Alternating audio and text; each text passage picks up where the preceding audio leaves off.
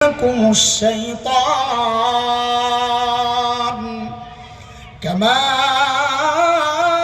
أخرج أبويكم من الجنة ينزع عنهما لباسهما ليريهما سوآتهما إنه يراكم هو وقبيله من حيث لا ترونهم إنا جعلنا الشياطين أولياء للذين لا يؤمنون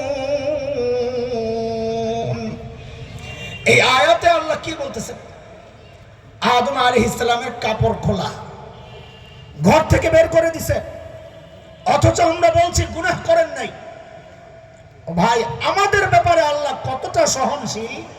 আমার বাবা গুনাহ করেন নাই, তারপরে কাপড় খুলেছেন, ঘর থেকে বের করে দিয়েছেন। আর আমি কাপড় খুলে গুনাহ করি, আল্লাহ ওই কাপড় আমাকে আবার পরান।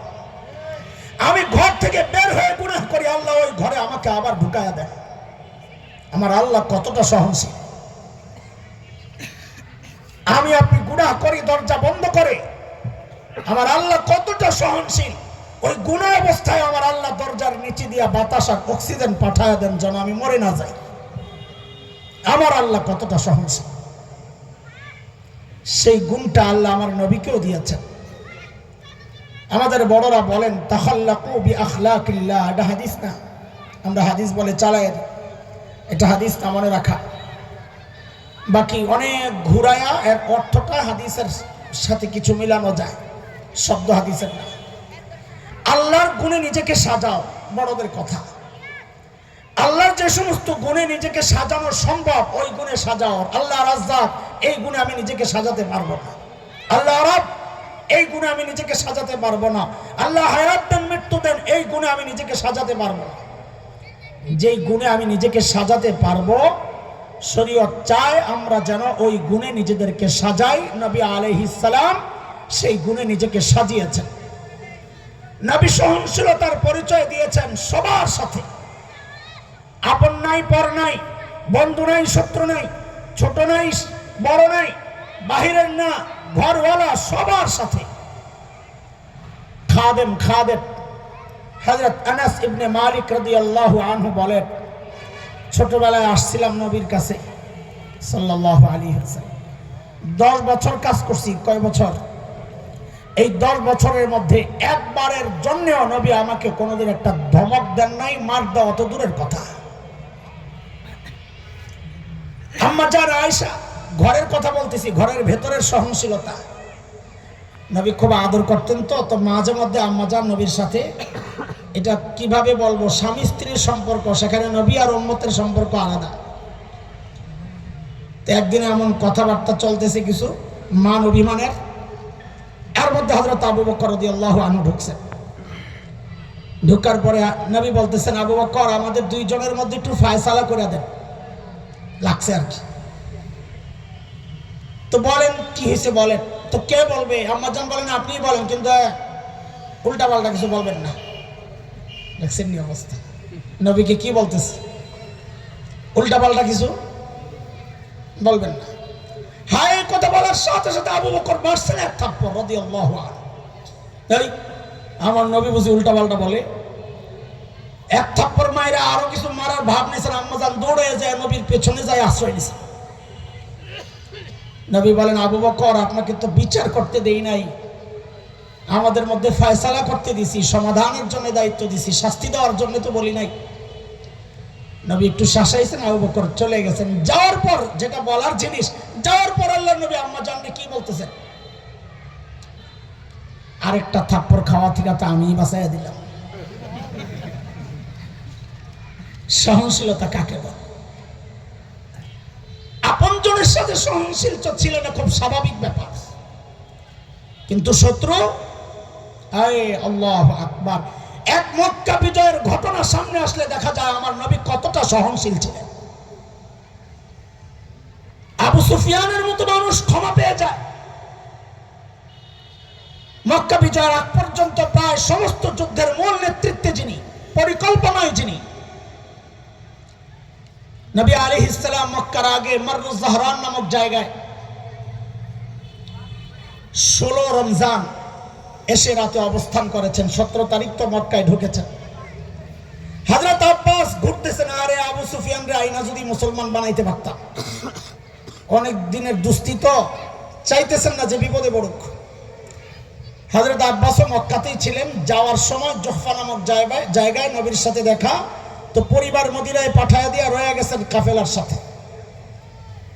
তো নবী আলাইহিস সালামের একটা সাদা খচ্চর ছিল, দুলদুল, মুকাওকিস বাদশার হাদিয়া, ওইটা নিয়েই গেছেন। যা আবু সুফিয়ানকে বাঁচানোর কোনো ব্যবস্থা হয় কিনা একটু দেখি। এর মধ্যে আবু সুফিয়ানও আসছে খোঁজ খবর নেওয়ার জন্য মুসলমানদের কি অবস্থা। লম্বা হিস্টোরি, আমি ওদিকে যাব না, সময় কম। পাহারাদাররা আবু সুফিয়ানকে ধরে ফেলছে। হযরত আব্বাসও দেখে ফেলছেন। হযরত আব্বাস বাঁচাইছেন, রাখো আমার কাছে দাও। বুঝাইছেন আবু সুফিয়ান ধরা পড়ছে, মুসলমান হয়ে যাও, বেঁচে যাবা। নিয়ে গেছেন নবীর কাছে সাল্লাল্লাহু আলাইহি ওয়াসাল্লাম। আল্লাহর হাবিব বলেন আটকায় রাখেন, কালকে সকালে দেখা যাবে। সকালে নিয়ে আসছেন। নবী জিজ্ঞেস করতেছেন, আবু সুফিয়ান এখনো কি স্বীকার করেন আল্লাহ ছাড়াও কোনো মাবুদ আছে? আবু সুফিয়ানের জবাব, থাকলে আর এত বিপদে পড়ি। রাজনৈতিক ব্যক্তিত্ব ছিলেন তো, কথার মারপেচ জানতেন। অস্বীকার করেন নাই ডাইরেক্ট, কি বলেন, থাকলে কি আর এত বিপদে পড়ি? তো নবী আলাইহিস সালাম বলেন, আমি যে শেষ নবী, আমি যে নবী, শেষ তো পরে, আমি যে নবী, বিশ্বাস করেন? তো আবু সুফিয়ান এই জায়গায় বলেন, এখনো একটু সন্দেহ আছে। কি করতেন? আপনার কাছে আপনার শত্রু আয়েশা যদি বলে আপনি ঠিক কিনা, আমার সন্দেহ আছে, তো সামনাসামনি পাইলে কি করতেন এটা চিন্তা করেন, আর নবীর ভূমিকা একটু চিন্তা করতে থাকেন। হযরত আব্বাস নিয়ে বুঝাইছে, আরে আল্লাহ বাঁচাইতে তুই এখনো পেছাইলে কথা কস, মুসলমান হ। বুঝায় টুজায় আসছে, মুসলমান হয়েছেন। হযরত আব্বাস যা বলেন, ইয়া রাসূলুল্লাহ, আবু সুফিয়ান তো সারা জিন্দেগি নেতাগিরি করছে, এখন যদি একটু নেতাগিরি দায়িত্ব দেন তো ওর মনটা একটু বড় হয়। তো নবী বললেন, যান যা বলেন, মান দাখালা দার আবি সুফিয়ান ফাহুয়া আমিন। হে মক্কাবাসী, আমি এখনো নেতা, আমার ঘরে যে ঢুকবে নবী বলেছেন সে নিরাপদ। এই কথা বলার পর আবু সুফিয়ান তো অনেক বিচক্ষণ। ইসলামের আগে বললে বলতাম হয়তো চালাক, এখন আর চালাক বলবো না, এখন সাহাবী তো কি ছিলেন, বিচক্ষণ। বলে, ইয়া রাসূলুল্লাহ, আমার ঘরে কি সব জায়গা হবে? তো নবী আবার ঘোষণা দিলেন, মান দাখালাল মসজিদাল হারাম ফাহুয়া আমিন। মসজিদে হারামে যে ঢুকবে সেও নিরাপদ। আবু সুফিয়ান বলে, হুজুর মসজিদে হারামের মধ্যেও তো সব জায়গা হবে না। তো নবী বলেন, যান যান, বুঝছি, মানে আরো দল ভারী করতে চাইতেছে নিরাপত্তা। নবী বলেন, মান আগলাকা বাবাহু ফাহুয়া আমিন। যে নিজের ঘরে ঢুইকা দরজা বন্ধ করে ভেতরে অবস্থান করবে, যুদ্ধ করবে না, সেও নিরাপদ। যান, সব মাফ, যান। আচ্ছা, আমাকে এবার বলেন, আল্লাহ যদি কাউকে মাফ না করে, নবী আলাইহিস সালাম চাইলেই কি তাকে মাফ করতে পারেন? আমাকে কথা বলেন, কথা বলেন। তো আল্লাহ জানায় দিচ্ছেন, নবী সবাইরে তো ছাড়া যাবে না, নতি স্বীকার করা লাগবে, এমনি ছাড়া যাবে না। এরা কারা? বলে, এরা হচ্ছে মালাউনরা, ওদেরকে ছাড়া যাবে না। কারা? ঘাবড়ায় যায় না যে আরে হুজুর হিন্দুকে বিরুদ্ধে বলতেছে, না, এটা আমাদের ভুল চিন্তা। হিন্দু মালাউন মানে হিন্দু না, মালাউন মানে হিন্দু না, মালাউন মানে আমার মতো দাড়িওয়ালা টুপিওয়ালাও হইতে পারে। কোরআন বলতেছে, কোরআন মালাউনের পরিচয় দিচ্ছে সূরা আহজাবের মধ্যে। কারা? ইন্নাল্লাযীনা ইউযুনাল্লাহা ওয়া রাসূলাহু লা'আনাহুমুল্লাহু ফিদ দুনিয়া ওয়াল আখিরাহ। আল্লাহ আল্লাহর রাসূলকে যারা কষ্ট দেয় এরা হচ্ছে মালাউন।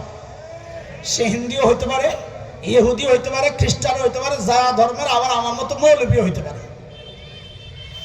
আল্লাহর ফয়সালা, মালাউনদেরকে ছাড়া যাবে না। বলে কি করতে হবে? বলে, মালউনিনা আইনামা সুকিফু উখিযু ওয়া কুতিলু তাকতিলা। মালাউন যেখানে পাওয়া যাবে ধৈর্যই কল্লা ফাড়ায় দিতে হবে। আবারও বলছি মালাউন মানে আল্লাহ আল্লাহ রসুলের দুশমন। বলেন হিন্দু না, বলেন মালাউন মানে ভুল বুঝবেন না, ভুল প্রচার করবেন না। মালাউন মানে আল্লাহ আল্লাহ রসুলের দুশমন। নবীও জানায় দিলেন আল্লাহ আল্লাহ রসুলকে কষ্ট দিছে যারা, ওদেরকে ছাড়া যাবে না। ওরা কারা?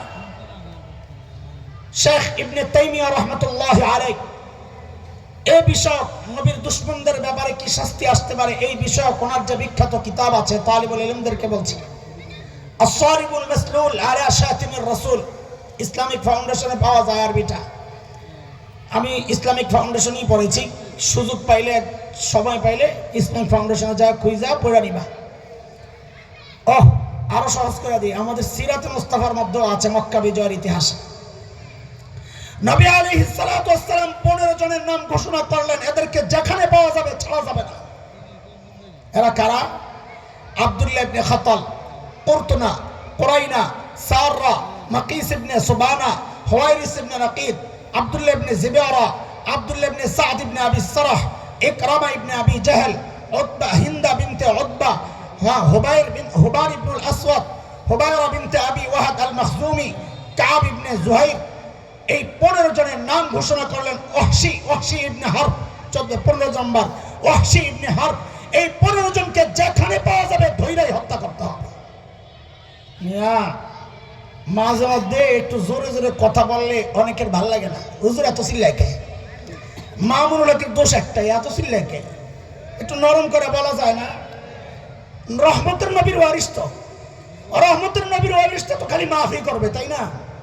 এটাই বুঝছেন ওলামারা খালি রহমতের নবীর ওয়ারিস। আমাকে বলেন তো হাদিস কি আসছে? ইন্নাল উলামা ওয়ারাসাতুল, কি না ওয়ারাসাতুর রাসূল, কি আসছে? আম্বিয়া। এক বচন না বহু বচন? তা আপনারা তো জানেন আমার চেয়ে ভালো, আপনারা বহু বচন জামার মধ্যে যখন আলিফ লাম আসে ইস্তিগরাকের ফায়দা দেয়। ওই মিশকাত দাওরার ছাত্র থাকলে ওরা বুঝবে। লা তুদরিকুহুল আবসার, রুয়াতে বারি মাসালায় ওখানে যে আয়াত আসছে দলিল হিসাবে, লা তুদরিকুহুল আবসার, আল আবসার জমার মধ্যে আলিফ লাম, কোন জামিউল বাসার, কোন বসর আল্লাহকে দেখবে না দুনিয়ায়, ওই দলিল আসছে।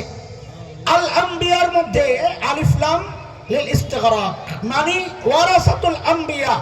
ওলামারা সমস্ত নবীর ওয়ারিস, সমস্ত নবীর গুণ তাদের মধ্যে পাওয়া যাওয়া লাগবে। বলে আপনারা নবীর ওয়ারিস হয়ে, রহমতের নবীর ওয়ারিস হয়ে বদদুয়া কেন দেন?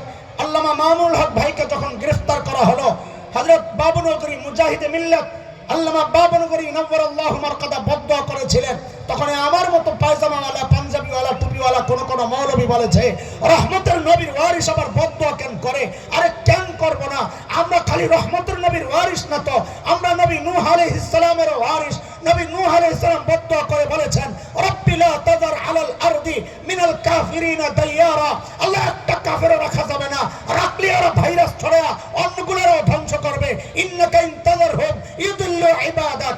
রহমতের নবীর ওয়ারিস না, সমস্ত নবীর ওয়ারিস। বদদুয়া আমাদের নবীদের গুণ। নূহ আলাইহিস সালাম বদদুয়া করেছেন, বলে মারতে যান কেন? কার নবী মুসার ওয়ারিস, এক ঘুষিতে জীবন শেষ। বলে মূর্তি ভাঙতে যান কেন? বলে খলিল ইব্রাহিমের ওয়ারিস, মূর্তি ভাঙার মহাপুরুষ, মহান পুরুষ। ওলামারা মূর্তিও ভাঙবে, খলিলের ওয়ারিস। বলে ক্ষমতায় যেতে চান কেন? বলে কেন যাব না? নবী দাউদ সুলাইমানের ওয়ারিস, ও তো আবার কাঁদেন কেন? বলে কেন কাঁদবো না? আমরা তো রহমতের নবীর ওয়ারিস।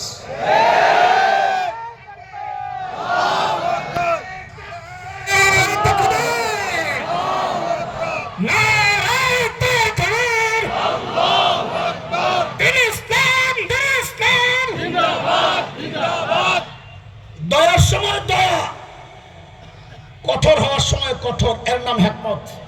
বলেন এর নাম। বাংলাদেশে এসে হিকমতের পরিচয় পাল্টায় গেছে।